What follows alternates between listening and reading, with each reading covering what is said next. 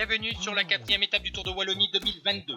Durbuy-Couvin, 200,8 km au programme, encore un parcours bien vallonné avec 3300 mètres de dénivelé au total et 5 ascensions à gravir. Après 4 km de course, l'échappée du jour a été constituée par Kenneth Van Bilsen de la Cofidis, Davide Ballerini de la Quick-Step Alpha Vinyl, Cameron Worth de la formation Ineos Grenadier, José Joaquim Rojas de la Movistar, Rui Oliveira le portugais de UAE Team Emirates et Thijs Arts de la formation Baloise Trek.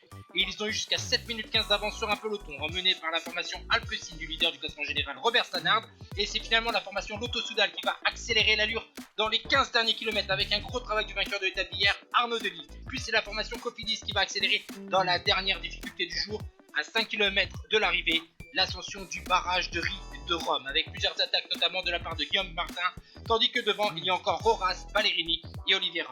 Finalement, à 5 km de l'arrivée, le Danois de la formation Trek Segafredo Skjelmose va réussir à revenir sur le trio de tête. On va donc se jouer à 4 la victoire d'étape. Mais le plus rapide au sprint, c'est l'Italien Davide Ballerini qui signe la deuxième victoire sur ce Tour de Wallonie pour la Quick-Step Alpha Vinyl. Il devance José Joaquim Rojas et Rui Oliveira. Et c'est une 9ème victoire en carrière pour Davide Ballerini. Voici donc le top 10 de cette 4ème étape du Tour de Wallonie avec la victoire italienne devant Roras, Oliveira et Skjelmose, 5ème Biniam Girmay et le classement général Stannard avec 4 secondes d'avance sur Beagle et 6 sur Skjelmose Jensen avant la dernière étape demain en direction de Chapelle des Herlémont avec plusieurs secteurs pavés.